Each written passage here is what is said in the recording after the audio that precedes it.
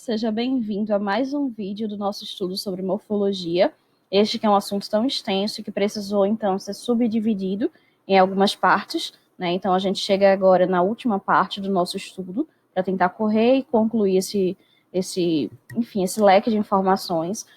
No primeiro vídeo, Introdução à Morfologia, falamos sobre as estruturas das palavras e o processo de formação de novas palavras. Isso foi crucial, assim, conceitos basilares para a gente entender o estudo da morfologia. Então, se você não assistiu, é importante que você veja. Em Morfologia, parte 1, vídeo 2, a gente discutiu um pouquinho sobre os substantivos e adjetivos, vendo aí as classificações, os usos, sobretudo. Em Morfologia, parte 2, que foi o nosso terceiro vídeo, a gente comentou sobre 3 classes gramaticais. O artigo, mostrando aí a diferença, né, no sentido do uso.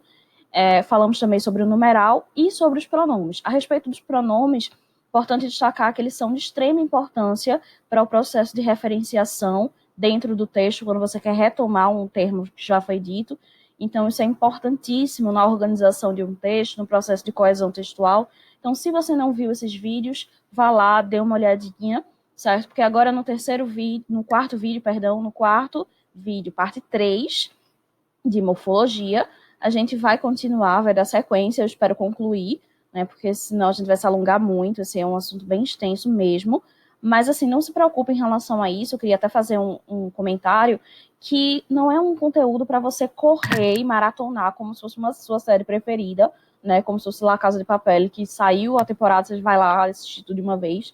Não, é um assunto que você tem que ir com calma, esmiuçando mesmo, tá? Para o vídeo, ler alguns conteúdos extras na internet, faz muita questão, porque as questões são importantes para a gente assimilar. Então, dá uma olhada nas questões anteriores do Enem, de outros vestibulares, dá uma olhada aquele site que é concursos, que divide lá por assuntos, então dá uma olhada nos assuntos de morfologia, tá? Porque é um assunto que cai com, assim, muita recorrência e que te ajuda bastante também na hora de redigir um texto na norma padrão, né, como é o caso aí da redação. Enfim, e nesse vídeo a gente encerra falando sobre os verbos, que são a última classe, né, das palavras variáveis, que é um assunto bem assim, extenso e pesado, mas a gente vai tentar aqui dar conta disso. E, por fim, a gente fala sobre as classes invariáveis, que aí é um pouquinho mais sucinto, tá? E a gente conclui essa parte. Bem, eu me baseei na gramática Vereda Digital, que está aí do lado, então estou colocando ela como indicação, porque é um material bem rico, completo. Eu trouxe aí alguns conteúdos da gramática e trouxe também conteúdos extras que eu achei importante, né, porventura. Então, vamos lá, segue comigo. Deixa eu passar aqui, vamos começar falando sobre o verbo, tá? Que, como eu falei, é o último, né, das nossas classes de palavras que são variáveis, ou seja, que vai aí, né, sofrer alguma alteração, é uma palavra que ela não vai ficar com o seu estado natural, ela vai sofrer uma variação, uma flexão, né? E a gente conversou sobre isso no outro encontro, sobre o que seria variação, sobre variar em quê. E no caso do verbo, ele vai variar em número, né? Então a gente vai ter aí verbos que vão dar para a gente perceber se ele está no singular ou no plural, mas o verbo ele tem particularidades, então ele vai variar também em pessoa, né? A gente vai saber quem é a pessoa do discurso, ou seja, quem está executando, né, a quem esse verbo se refere, que é o nosso sujeito, por assim dizer, né, mas isso vocês veem melhor na parte de sintaxe, não vou entrar tanto nesse assunto, mas é importante, né, destacar, e também ele vai variar em modo, né, e aí vai ser importante a gente perceber, porque vão ter mudanças efetivas de sentido. E aí verbo, a gente, né, todo mundo já passou por isso, né, por esse estudo, então olha aí essa tirinha de Mafalda, quem não se reconhece, né, tendo que muitas vezes esse ensino tradicional, de chegar lá e ter que mostrar que você memorizou os verbos. Ela faz, como sempre, uma pessoa muito crítica, ela faz uma, né, aí uma crítica em relação a esse estudo tradicional. Eu confio, tu confias, ele confia. Nós confiamos, vós confiais, eles confiam. Que bando de ingênuos, não? Então, pois é, né? Uma situação aí no contexto argentino, de Mafalda, mas que se aplica muito bem à nossa situação também. E aí vocês vão perceber, para quem, né, viu o spoiler da aula passada, o uso dos pronomes, né? Eu, tu, ele, nós, vós, eles. Então, pronomes pessoais do caso reto.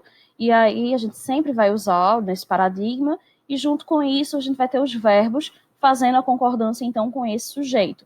Né? Se eu tenho verbos de primeira, segunda, terceira pessoa do singular, que é o primeiro quadro, e no segundo quadro, primeira, segunda e terceira pessoa do plural, nessa ordem.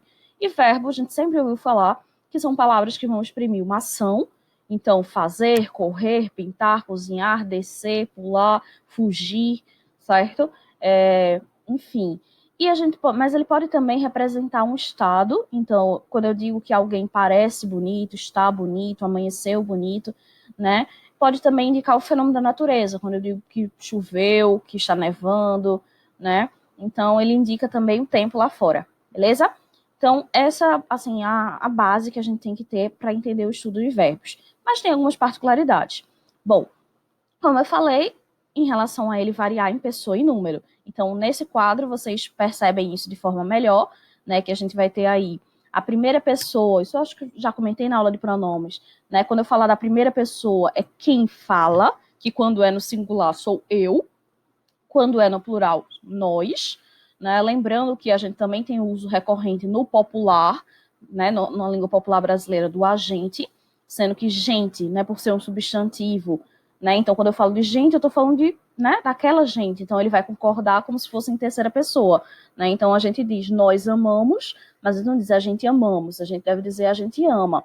Só que a gente sabe que no popular brasileiro, muitas pessoas acabam dizendo a gente fomos, né? A gente somos. E aí a gente tem que entender que ela está fazendo uma concordância ideológica. Ela não está errando, por assim dizer. Ela está se desviando da norma padrão que a gente, sim, a gente deve aprender para usar em contextos formais, mas a gente não deve julgá-las, né, e sim compreender o porquê, né? Isso acontece. Na segunda pessoa do singular, a gente vai ter o tu, que é a pessoa com quem eu falo diretamente, né? O tu, que também comentei com vocês, que algumas pessoas consideram um pouco grosseiro, como se eu falo diretamente com você, e aí acabam optando por usar o você, né, ao invés do tu, mas isso é uma questão também cultural, depende de região para região, mas assim, a concordância com o tu, veja que ela leva o S no final, tu amas, veja aí na tabela.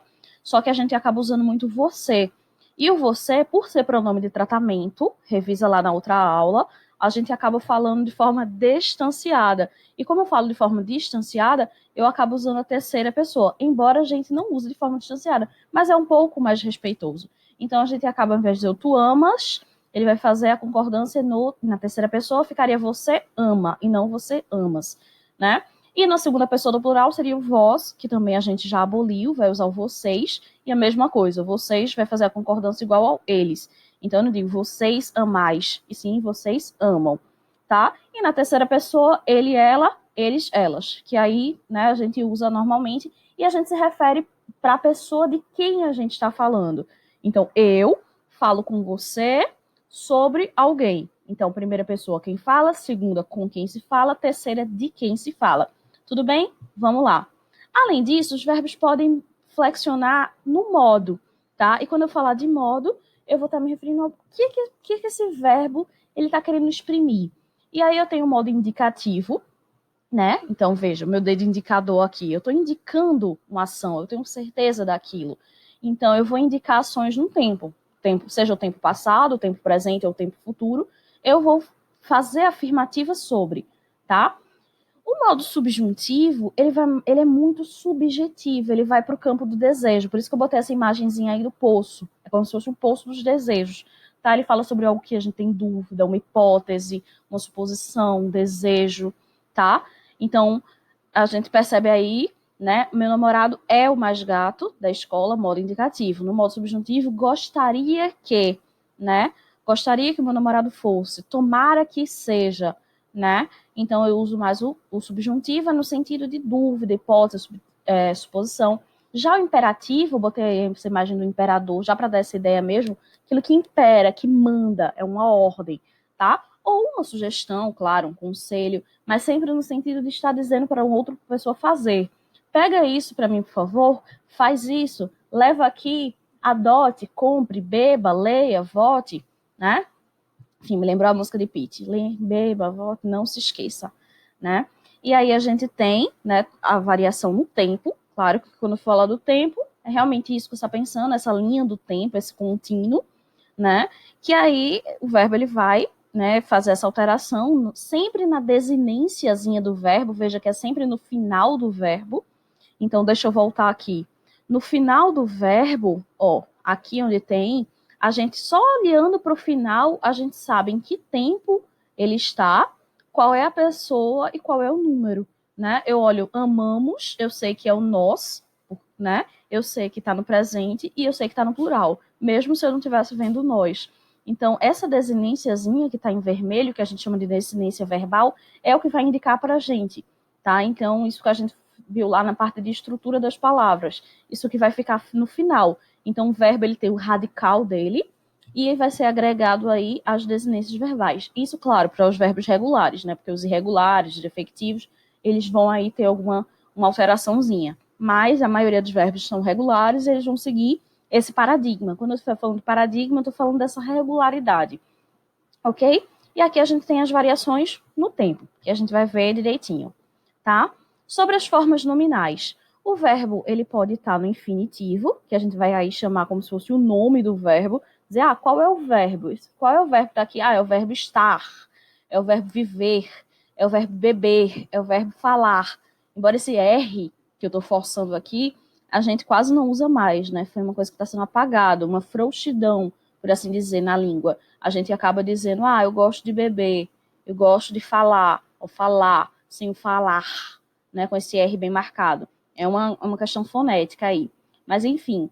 Então, veja que é o verbo no infinitivo, tá? O verbo no particípio é esse terminado em dó, né? DO, que, né, se funciona como equivalente do adjetivo, ele está dizendo uma ação que foi concluída, e o gerúndio é sobre uma ação que está se concluindo, né? Só que eles vão ter, assim, umas funções que não são bem, né, verbais, por assim dizer. Lembra que eu falei para vocês na primeira aula sobre classes gramaticais? Que na verdade é a gente que coloca nessas caixinhas por uma questão de organização pessoal. Então, nem sempre essas caixinhas vão estar tão fechadas assim. Enfim, nem sempre essas regras elas vão funcionar perfeitamente. E é aí que a gente esbarra. Por isso que não faria sentido dizer que um verbo virou um nome. Quer dizer, ele não era verbo, mas agora eu estou falando em formas nominais de um verbo. Porque o infinitivo, veja que ele está mostrando aí nesse quadrinho, ele funciona como um substantivo. Então, quando eu digo assim, viver bem é uma arte. O que é uma arte? Viver, né? Viver é uma arte. Eu poderia dizer que este quadro é uma arte, que este filme é uma arte. Então, a palavra viver, o nome do verbo, que a gente chama de infinitivo, ele está funcionando como substantivo, como nome de uma coisa. E o adjetivo, né? Perdão, e o particípio, ele funciona com valor de adjetivo. Quando eu digo assim, terminada a partida, veja que é algo concluído, né? Os vencedores comemoraram, né? Finalizada a partida está finalizada, né? Eu estou dando uma qualidade sobre essa partida. É um adjetivo. Tanto é que é adjetivo que veja que a concordância foi para o plural. Não, perdão, plural não. É feminino, né? Terminada, né? Se eu dissesse terminados os jogos, olha aí no plural, terminadas as partidas, então, né? O verbo não varia em gênero. Quem varia em gênero aí, no caso, é o adjetivo. Então, tem um valor adjetivo. E o gerúndio, veja que ele equivale aí, como tem no quadrinho, com o valor de um advérbio. Então, eu vim correndo ao seu encontro, é o modo como eu vim. Né? A gente falou sobre os advérbios, ou não, perdão, vamos falar nesse vídeo, estou dando spoiler. Mas é o modo, tá? Então, nesse caso, ele está equivalendo ao modo. Então, é o modo como eu vim. Então, tá tendo um valor de advérbio, tá? Então, todo final de ano eu adoro mandar essa tira aí para os meus amigos, né? Como um amante da língua portuguesa, que ele mostra a gramática em quadrinhos e ele fala do ano novo nas formas nominais. Que o seu ano novo transcorra nas formas nominais do verbo. Inicie no infinitivo, ou seja, algo que você vai fazer na prática, planejar, descansar, refletir, sonhar. Decorra no gerúndio, ou seja, ao longo do ano você está buscando, produzindo, ensinando, aprendendo, ou seja, são coisas que estão em curso, são coisas que você está fazendo. E termine no particípio, ou seja, o particípio dá uma ideia de concluído, conquistado, vencido, alcançado, realizado. Então, assim, eu espero que seja o seu ano também, tá? Mesmo que eu não tenha mandado essa tirinha para você no começo do ano, ainda vale a intenção. Então, vamos lá. Eu queria fazer uma observação, e aqui foi uma coisa particular minha, não estava na gramática, mas sobre o caso do verbo no infinitivo. Porque eu falei que as pessoas estão perdendo né, afrouxando a língua e deixando de falar o R no infinitivo. Estar, gostar, né? Isso faz com que a gente acabe tendo algumas dificuldades na hora de escrever. Então, eu me deparo muito com esse tipo de dúvida. Então, veja o seguinte, quando é que eu tenho verbo no indicativo? Quando eu estou falando sobre a ação em si. Então, no caso, eu usei aqui o estar, né, Polly? Quando eu uso estar com R, quando eu uso estar com acento e quando eu uso esta. O esta e o estar, veja que é uma diferença fonética bem significativa, né, por causa do acento. Esta e está. Então, basta que o aluno perceba essa diferença fonética que o acento traz para saber qual das opções ele deve grafar. Mas no caso do estar e do estar, por uma questão da gente não falar esse R tão marcado e falar estar, eu gosto de estar com você, e falar a bolsa está em cima da cama, a gente acaba confundindo um pouco e escreve errado, certo? Então eu vejo muito esse tipo de erro enfim, por aí, nas redações, na hora que eu corrijo. Então eu queria chamar a atenção para esse fenômeno. Veja, estar com você me faz bem. Gosto de estar com você. Ele tem que estar comigo. Ou seja, é a ação de estar, né, de estar junto. Agora, quando eu digo a bolsa está em cima da cadeira, quem está? É a bolsa. A bolsa está fazendo, né, praticando a ação, por assim dizer. Ela é o sujeito da frase. O livro está caído no chão. Ele está com medo de perder. Tá? Eu não estou falando sobre a ação de estar em si, mas alguém já está, né? Alguém já está, engraçado, alguém já está, né? Então tem um sujeito por aí. E no fim, pronome demonstrativo, que é o esta, né? Esta bolsa é minha. Moça, esta carteira é sua? Segura esta chave, por favor. Então é um pronome demonstrativo, ele está indicando algo no espaço, no próprio texto, né? A gente falou sobre o ST, o esta e o essa, né? A gente falou sobre isso nos pronomes demonstrativos. Então qualquer coisa você volta lá nos vídeos para dar uma olhadinha se você ainda tiver com dificuldade nisso, tudo bem? Mas preste atenção aí no uso desses três para você não se confundir na hora de escrever. E faça muito exercício, que é ótimo para treinar e, enfim, assimilar isso que eu estou falando. Bom, a mesma coisa que acontece é o caso do dar, né? Que aí a gente vai ter o dar como ação de dar. Então, eu vou dar o livro de presente. É importante dar amor a quem precisa. É preciso dar atenção. Ou seja, é a ação de dar. Agora, quando eu tenho um sujeito, aí esse verbo está conjugado. E aí o que é que acontece? Como o R caiu, matei o R, mas a palavra ela continua forte, isso acaba sendo essa palavrinha acaba sendo acentuada. Senão ele dá roupa aos pobres, Paula dá comida aos pombos, Papai Noel dá presente para as pessoas, né? Então aí eu tenho um verbo conjugado, né, na terceira pessoa. E a preposição, que a gente vai falar sobre ela hoje, mas aí é a soma da preposição de, né, mais o artigo a. A bolsa é da minha mãe, o olho da menina é azul e eu gosto da sua voz. Ela está simplesmente ligando os termos, não há nenhuma ação, né? A preposição ela é apenas para ligar termos, né? Entre a bolsa é e a palavra minha mãe, eu preciso da preposição de, que é uma ideia de posse, né? A bolsa é de Carlos, mas aí como o pronome está no feminino, minha mãe, eu precisei do artigo a, então, né? Acabei fazendo uma junção. Então, a bolsa é da minha mãe. Mesma coisa, menina, né, e voz são substantivos femininos. Então, eu precisei juntar com o a, né? Então, o olho de Pedro é azul, gosto de comer chocolate, só que no caso aí foram palavras femininas. Então, o olho da menina, gosto da sua voz. É o de mais o a. Poderia ser o de mais o o, do, de mais as, das, né? Enfim, de mais, e o de mais o a, o da. Poderia ser qualquer um desses, tudo bem? Mas só para vocês prestarem atenção nessas diferenças e fazerem muitas questões para poder assimilar isso. Bom, uma observação importante agora acerca do particípio, né? Vejamos essa imagem. Tapioca fazida na hora, quem não pediu, pida, tá? Bom, se você riu dessa imagem aí, né, provavelmente você vai estar, essa pessoa não sabe escrever direito, coisa e tal, mas veja, uma pessoa que provavelmente não teve acesso, né, a um certo grau de escolaridade, ou enfim, a estudo, como você está tendo agora, está tendo a oportunidade de acessar a internet, de pesquisar, de ver PowerPoint, enfim. Então, provavelmente essa pessoa não teve esse acesso assim, ou esse processo de reflexão. Mas o que acontece? Como ninguém erra, por assim dizer, ao acaso, entende? Aleatoriamente. Existe uma gramática internalizada. E a pessoa sempre vai procurar fazer essas referências a algo que ela já conhece. Então, o que é que aconteceu? Ela foi usar no sentido do particípio regular. Ou seja, eu digo assim,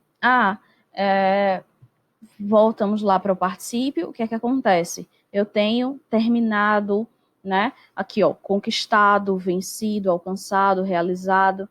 Pode ser conquistada, vencida, alcançada, realizada, fazida, né? Do verbo fazer. Então, pida, né? Do verbo pedir. Só que o que acontece? Esses verbos aí, eles são irregulares. E aí, ao invés de dizer abrido, né? Eu vou dizer, né, que está aberto. Ao invés de dizer cobrido, eu vou dizer que está coberto. Ao invés de dizer que foi dizido, eu vou dizer que foi dito. Ao invés de dizer que foi escrevido, vou dizer que foi escrito. Né? Então, são esses verbos que estão aqui embaixo, que são verbos irregulares, tá? Na hora do particípio. Então, por isso causam alguma confusão, tá? Bom, vamos para o modo indicativo. Bom, aqui a gente tem a imagem, né? Tomou o Doril, a dor sumiu. Então a gente tem aí dois verbos, tomou e sumiu, que indicam coisas que já aconteceram, e que mostram aí uma simultaneidade, né? No momento que você tomar, a sua dor vai sumir. Ele está indicando uma ação em um determinado tempo, no caso, no tempo passado, tá? Bom, primeira coisa que a gente vai precisar saber para conjugar esses verbos é sobre qual é a conjugação, qual é o paradigma de conjugação. Lembra que eu falei? O paradigma é o conjunto de regras que eu vou utilizar, tá? Como tem dizendo aqui embaixo, o modelo, o padrão. Então, eu vou usar o paradigma da primeira conjugação, que são os verbos terminados em AR, que tem a vogal temática A, que a gente viu lá na aula de estrutura das palavras, ó, aqui vogal temática. Segunda conjugação são os verbos que têm a vogal temática E. E terceira conjugação, verbos que têm a vogal temática I. Lembrando que os verbos com a vogal temática O, eles são considerados de segunda conjugação, que são os verbos por e seus derivados, compor, repor, tá? Porque eles vão fazer, o paradigma deles é idêntico ao da segunda conjugação. A gente não tem verbos terminados em UR. Então é ar, ir, tá? Sendo que os de OR também são considerados segunda conjugação, mas eles são a minoria. Qual é a maioria? São os verbos de primeira. Tá? Por isso que provavelmente faça um exercício mental, tente ver os verbos que você lembra, e você vai perceber que a maioria dos verbos que você lembra são de primeira conjugação. Tá? Isso justifica o fato de que quando a gente vai criar novas palavras, usando o processo de formação de palavras que a gente viu, chamado de neologismo, que é a criação de novas palavras, a gente vai preferir usar o sufixo aqui formador de verbos de primeira conjugação. Então, a gente vai usar o AR. Então, a gente tem aí palavras estrangeiras, e a gente tem o estrangeirismo, que a gente viu lá também no processo de formação. A gente vai ter stalkear, né? A gente vai ter, por exemplo, fazer um upload na plataforma. Você vai dizer que é o par, né? Então, quando algo fez um hit, você vai hitar. Então, shippar, né? Shippar uma pessoa, quando você tem um chip lá, um casal que você tem um no outro, numa série, numa novela, enfim, no livro, tá? Então, perceba que a maioria dessas formações, elas acontecem em primeira conjugação. Bom, continuando, tá? Os verbos, eles podem ser regulares, ou seja, eles vão seguir totalmente o paradigma. Eles podem ser totalmente irregulares também. Então, o verbo ser, né? No passado, eu sou, aí no passado eu fui, né? Então, veja que há uma mudança totalmente das letras, né? Bom, os verbos eles podem ser defectivos, então eles não vão ter todas aquelas formas de primeira, segunda, terceira pessoa do singular, do plural. Então, quando você pega verbos como sorrir, como é que é mesmo? Eu sorro, né? Você não sabe como é que é demolir, eu demulo, né? É meio estranho, né? Abolir, eu abulo, eu colori, eu coliro. Como é que faz? Meu Deus, eu sou burro. Não, o verbo é defectivo, tá? E verbos abundantes, eles têm mais de uma forma, né? Então, você pode ter imprimir, você pode dizer que foi impresso ou que foi, né, foi imprimido, acendido ou aceso, elegido, eleito, depende do contexto. É bom fazer uma pesquisa em relação a isso, que vocês vão ver quando é preferível usar uma forma ou outra. Não vou me prolongar aqui muito em relação a isso. Bom, o presente do indicativo e o seu emprego, tá? Então, para que serve? Bom, se eu quero indicar algo que está acontecendo agora, né, eu vou usar aqui esse paradigma, e aí vocês podem ter acesso depois dessa tabelinha. No meu objetivo não é que vocês decorem, mas apenas que vocês deem uma olhada, né, usar a memória visual, perceber mesmo como é, analisar, então isso com calma, tá? Não adianta eu ficar falando aqui que não vai servir de nada. Então, aqui a gente tem essa tabelinha mostrando como ele é conjugado.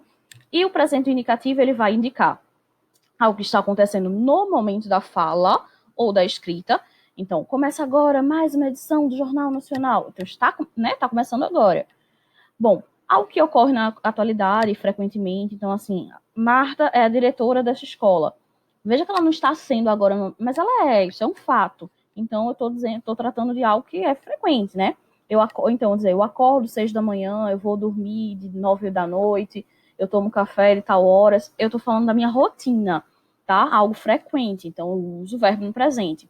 Bom, uma verdade permanente, então a água ferve a 100 graus Celsius. E veja que tudo que eu estou falando é muito óbvio para você, né? Porque, assim, é questão da gente perceber. A gramática, ela nada mais é do que uma explicação dos fenômenos da nossa língua. E nós somos falantes de língua materna. Então, vamos analisar direitinho e que não tem bicho de sete cabeças nenhum. Vão ocorrer no futuro próximo. Então, assim, poxa, eu nem pude comprar o presente hoje, mas eu compro no sábado, viu? Não se preocupe, não. Veja, eu compro no sábado, mas hoje não é sábado. Mas sábado tá chegando, entende? Então, eu posso sim usar isso tranquilamente e a gramática não entende como um erro.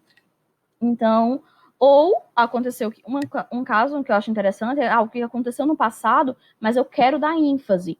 Então, assim, se eu estou falando um texto falando de história, falando sobre Vasco da Gama, então ele chega e torna-se o primeiro europeu a chegar na Índia pelo mar.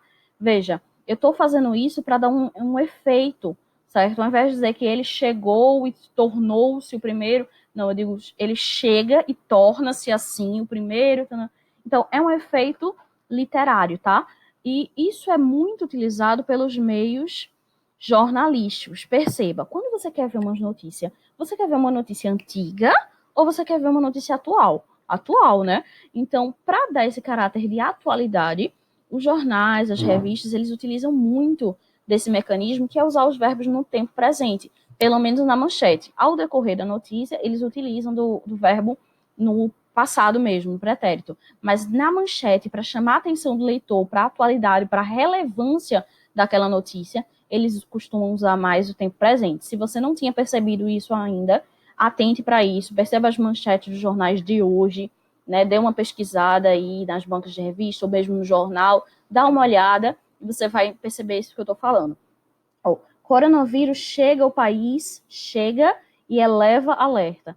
Paralisação continua após acordo, o governo mobiliza forças armadas. Irã reage e ameaça, tá vendo? Romper. Mengão vence e tira a gordura do porco. Isso daí foi péssimo, né? Um jornal tipo esses jornais sensacionalistas. Mas aí vocês percebam o uso, né? Seja do mais formal ou mais informal dos meios de comunicação, eles acabam utilizando desse mesmo recurso, tá? Então, dê uma olhadinha na importância desse verbo. Então, já os pretéritos, eles vão servir para indicar fatos, né, que se referem a um tempo passado. Então, quando é que eu vou usá-los? A gente tem o pretérito perfeito, e aí vamos atentar muito para a nomenclatura, porque é ela que vai ajudar a gente. Se é um pretérito perfeito e eu quero falar do passado, então ele aconteceu de forma perfeita. Já foi, já passou e já acabou. Passado concluído. Então, o governo decretou o estado de calamidade pública. Isso foi feito, tá? Então, aí eu tenho o paradigma, né, nesse quadrinho. Depois vocês podem dar uma olhada e estudar com calma.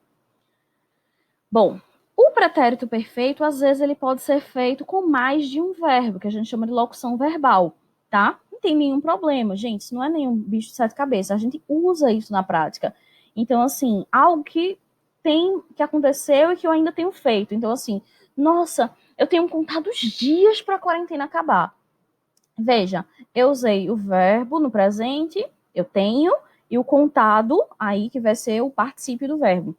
Ou seja, é algo que eu comecei a fazer agora? Não, é algo que eu comecei a fazer no passado, tá? Então aí eu tenho um pretérito perfeito, né, tranquilo, e só que ele tá na forma composta. Ele tem aí dois verbos, ter e contar, tá? A gente faz isso também tranquilamente. Veja só que tem uma mudança de sentido, o efeito que eu quero alcançar. Agora, o pretérito imperfeito, ele traz uma imprecisão, né, na ação. Uma coisa é eu dizer que ontem eu nadei, né? Posso ter até uma noção de tempo mais preciso. Hoje de manhã eu corri 3 quilômetros, ontem eu nadei 100 metros. Nossa vida é fitness, né? Nada nada de semelhanças comigo. Mas veja, uma coisa é dizer que ontem eu nadei. Outra coisa é dizer que quando eu era criança, Paula nadava, né, todos os dias na piscina. É algo que ela fazia com uma frequência, um período de tempo que eu não sei bem quanto tempo durou essa ação, né? Então, ele é imperfeito porque ele traz consigo essa imprecisão, por assim dizer. Mas, né, tranquilo em relação a isso. Bom, assim como o perfeito, a gente também vai poder usar de outras formas, depende, né, de como você quer dar ênfase. O mais que perfeito, por sua vez, eu vejo que algumas pessoas têm dificuldade, assim, nele, é o que causa mais dificuldade, mas vamos acabar com essa dificuldade agora? Vamos tentar? Então, assim, abre a sua cabeça para esse momento. O que acontece? Qual é a dificuldade de entender o pretérito mais perfeito? Não é nem entender o conceito, é talvez a dificuldade de ele já não ser tão usual. É muito difícil você ouvir alguém falar ele amara, ele comera, né, com esse ra no final. A única pessoa que eu vi fazendo isso, assim, engraçado, falando sério mesmo, eu tava assistindo The Voice Kids e Cláudia Leite costuma usar muito o pretérito mais perfeito e de modo correto, assim, sabe? Eu achei tão diferente. Não tô assim, querendo julgar a cantora nem nada, nem chamando ela de burra e dizendo que ela não iria conseguir, não quero menosprezar ninguém. Mas eu achei engraçado porque não é algo comum, sabe? Então, não sei, talvez ela conviveu com pessoas mais velhas, sabe? Bastante tempo, não sei, de repente, mas me chamou a atenção. O que acontece? O que é um pretérito mais que perfeito? Então, você viu o perfeito, né? Ele é incrível, ele é perfeito. O que é ser mais que perfeito?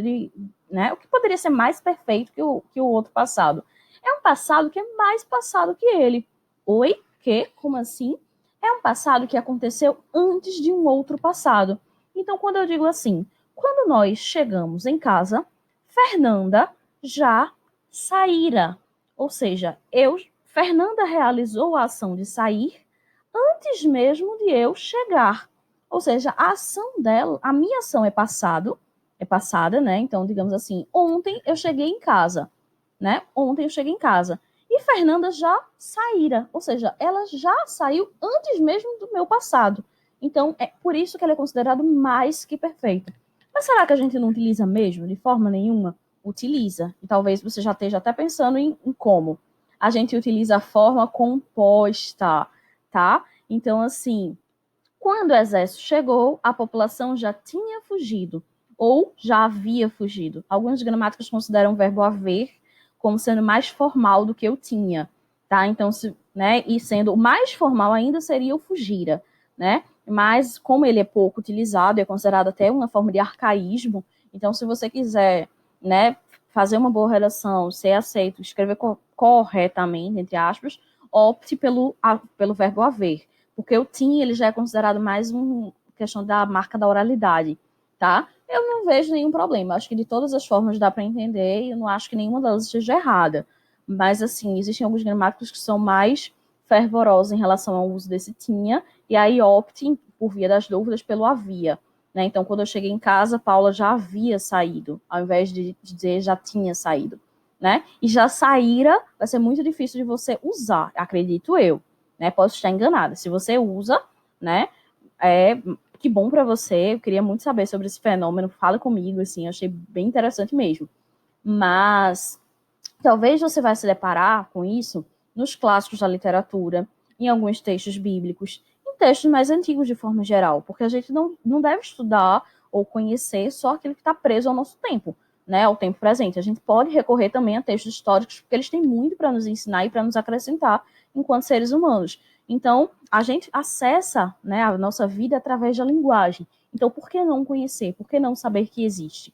Né? Então, eu estou aqui tentando, né, nesse sentido, apresentar para vocês. O tempo futuro, ele vai, como o nome diz, né, indicar um futuro em relação ao nosso presente. Por isso que o nome é o futuro do presente, tá? Do indicativo, porque ele está indicando, né? Como a gente disse, é o nosso primeiro modo que a gente está estudando, dos três, modo indicativo. A gente utiliza como referência ao quê? Fatos do futuro, de forma geral, né? Sexta-feira haverá prova de matemática. Com certeza, né? Ou fatos do presente, quando a gente tem alguma dúvida. Será que tem alguém em casa? Pode até ser um presente. Veja, ele se refere ao presente, mas não sei como vai ser, o que vai ser. Será que vai abrir, alguém vai abrir essa porta e eu vou me deparar com ele? Então, assim, de forma mais, né? eu estou indicando a minha imprecisão. Bom, esse é o futuro do presente. O futuro do pretérito, Polly, como é que pode ser o futuro de algo que já passou, que é pretérito? Isso aí eu acho massa, assim, essa ideia, e a gente faz isso, minha gente. Então, assim, não é que a gramática é estranha, o ser humano é complexo, né? Então, o que é que acontece? Eu tô falando, geralmente, o que é que acontece? Poxa, amanhã eu completaria 3 anos de namoro, se ele não tivesse me traído com a minha amiga. Então veja que foi um fato que ia acontecer no passado, por isso que é passado, e no passado esse fato ia ser futuro, né? Só que ele foi interrompido. Então é um futuro do tempo passado, né? Então, então o que acontece? Veja, fatos do passado de forma categórica, eu posso usar também. Após sua primeira aventura, Vasco da Gama ainda retornaria 2 vezes à Índia.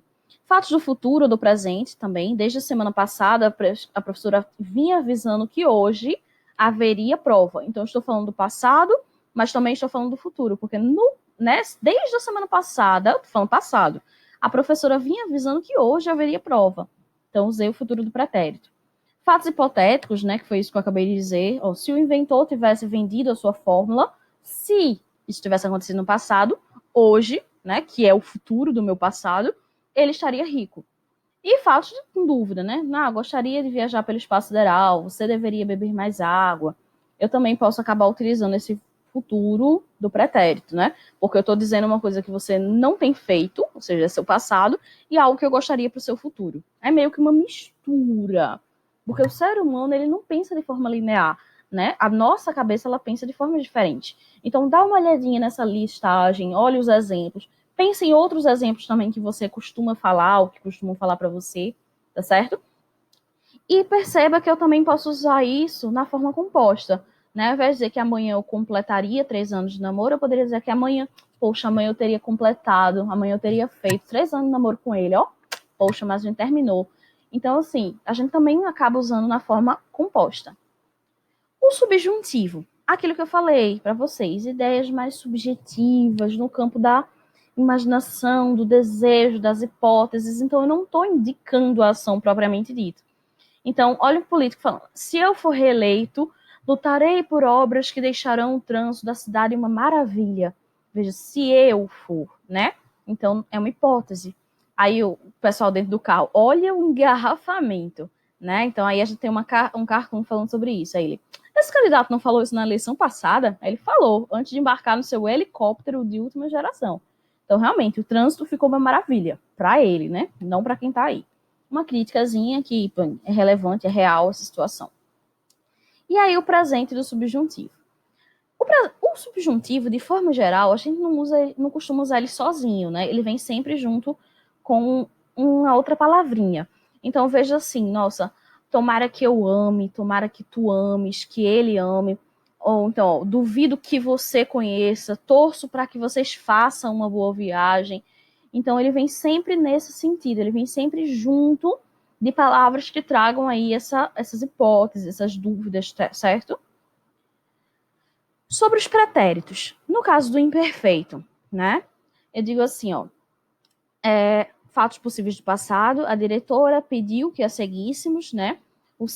Poxa, se eu ganhasse na loteria, eu ia dar a volta ao mundo, né? Se eu ganhasse, se eu amasse, se você fizesse, né? Sempre nesse se e tal.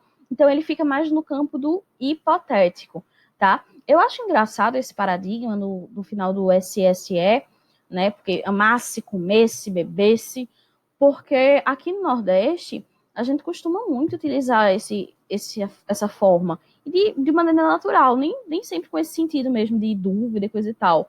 Então eu digo muito assim, sabe? Eu olho para a pessoa e digo assim: já comesse, né? Fosse lá no shopping e aí bebesse, né? Encontrasse o brinco que tu estava procurando. Então, na maneira informal, a gente utiliza muito, muito, muito essa forma. E é considerada errada, de acordo com a gramática formal, porque esse uso seria nesse sentido que vocês estão vendo aí. E aí me lembrou um texto, né? Bom, vários autores já utilizaram isso, mas o que acontece? Eu lembrei de um poeta, de uma história que eu ouvi sobre um poeta, Zé da Luz, que é daqui do Nordeste, lá da Paraíba, E falaram para Zé da Luz uma vez que ele não poderia ser poeta, né? Não poderia ser escritor, porque ele não sabia falar direito. Sendo que para fazer poesia, você precisa sentir, tá? Não tem nada a ver com norma. Não existe nenhuma regra para saber sentir uma coisa ou para ser verdadeiro com suas palavras. E aí Zé da Luz ele fez um poema chamado Ai Se Cesse. Ele vai usar muito o subjuntivo.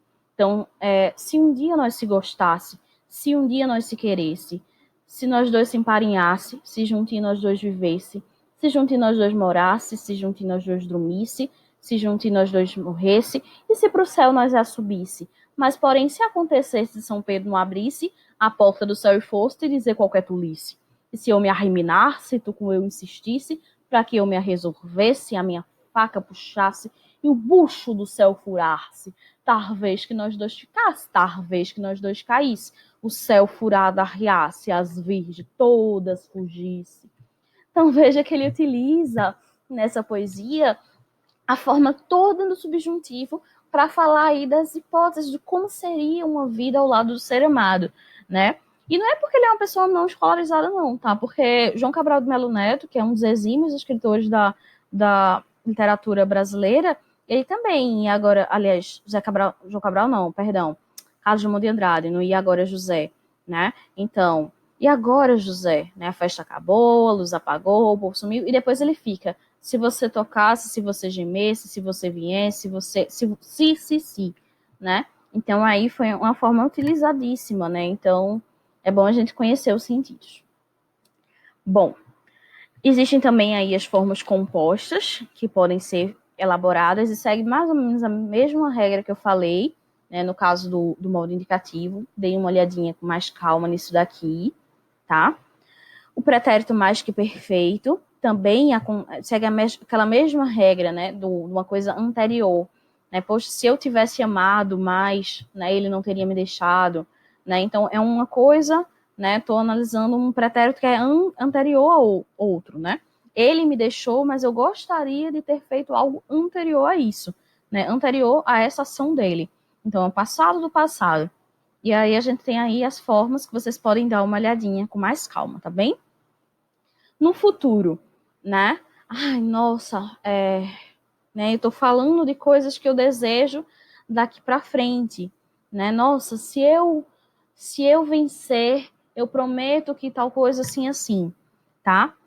Veja que é um pouco diferente do que eu queria destacar aqui, ó, achei. O que é que acontece? Quando você usa o futuro do subjuntivo, né, ele tem uma relação assim, veja, se eu for reeleito prefeito, né, se eu for reeleito, eu vou fazer isso, isso, isso. Dá mais uma ideia de segurança. Agora, quando você diz, se eu fosse presidente, né, se essa rua fosse minha, quando eu falo no passado, ao invés do futuro, sabe, tem mais incerteza. Você não sabe realmente se isso vai acontecer. Então, tem essa mudança de sentido. Então, perceba aí que usar o futuro, porque eu tanto poderia dizer, se eu for eleito, eu prometo fazer isso, como eu poderia até, se eu me acho, né, quando eu for eleito, né? Então, acontece muito. Às vezes eu tô falando assim, poxa, se eu for bem na prova, eu vou fazer isso. Aí alguém vira para mim e diz, não, menina, não disse sim, não, é quando, né? Quando eu for bem na prova. Quer dizer, mostra certeza, mostra segurança. Então, falar no futuro traz essa possibilidade. Enquanto no passado, não. Eita, se eu fosse bem, se eu me saísse bem, tá? É sempre no passado, então é uma ideia mais remota. Então, são essas diferenças sutis de sentido. O modo imperativo, por sua vez, né, como eu já falei, desse sentido de imperar, de mandar, trazer uma ordem, né? Tem aí no caso da propaganda, compre batom, batom, batom. Foi uma propaganda que ficou bastante famosa, tá? E aí, o modo imperativo, a rainha, cortem-lhe as cabeças, também é uma ideia de ordem, né?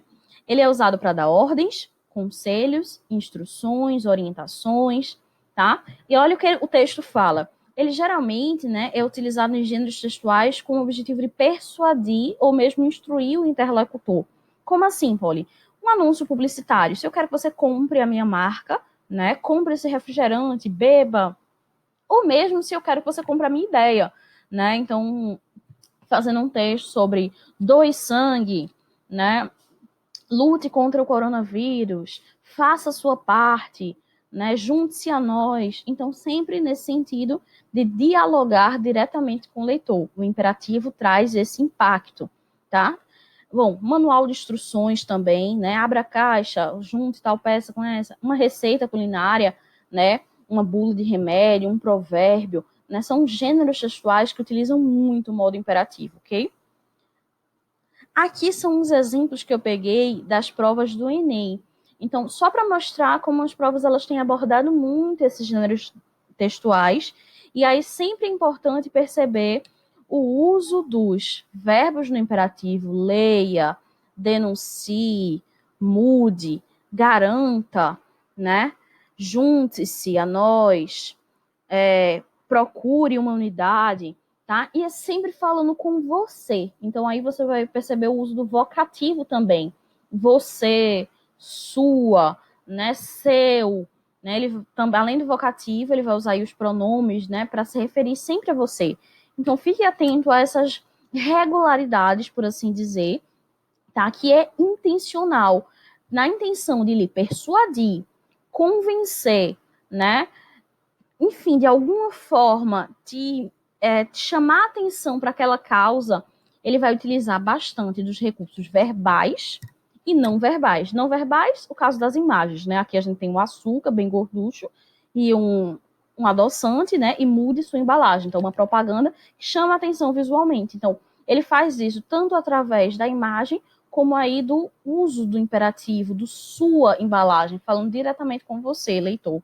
Então, são estratégias argumentativas de persuasão, convencimento, tá? Então, fique atento aí a esses casos. O imperativo, ele não tem muitos paradigmas como os outros que a gente viu. Apenas a forma afirmativa e a forma negativa, né? Você vai perceber aí que você não vai encontrar a primeira pessoa, né, de singular, você não dá ordem para si mesmo. Não, Paulo, mas eu gosto de falar comigo. Certo, tudo bem, mas é muito difícil. Quando você fala com você fala em terceira pessoa. Veja que quando eu quero brigar comigo mesmo, eu olho no espelho e digo, Poliana, para de fazer isso, que coisa, né? Então eu utilizo aí a terceira pessoa, eu falo como se fosse um alter ego, um outro eu, né? Então eu não falo comigo em primeira pessoa. Então, geralmente, né? Então, na fórmula imperativa, entende-se dessa forma, tá? Que você vai usar essas formas aí que aí estão para usar esse pedido.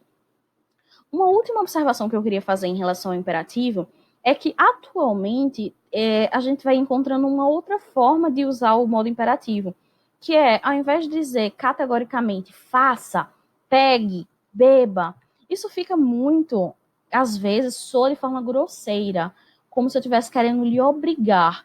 Então, às vezes, as propagandas, os anúncios, os cartazes, ou mesmo uma receita médica, o manual de instruções, ele tem dizendo assim, favor manter os celulares desligados. Então, ao invés de dizer mantenha os celulares desligados, como se fosse uma ordem, ele diz favor manter.